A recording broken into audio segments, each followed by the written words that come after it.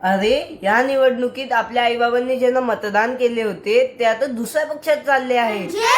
पक्ष बदलले म्हणजे काय? म्हणजे काल लाल आज हिरवा आणि उद्या निळा. पुढच्या आठवड्यापर्यंत इंद्रधनुष झाला तर आश्चर्य वाटून घेऊ नका.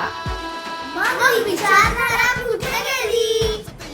इथे विचारधारा नाही, खुर्ची धारा. मग जनतेच्या मताचं काय? निवडणुकीआधी जनता VIP, निवडणुकीनंतर जनता RIP. आधी म्हणतात तुमच्यासाठी 24 तास उपलब्ध राहू आणि निवडून आल्यावर गुगल मॅप लावला तरी सापडत नाही. दादा, मग निवडणुकीच्या आधी दिलेली आश्वासनं कुठे जातात? ती पण बहुतेक पक्ष बदलतात.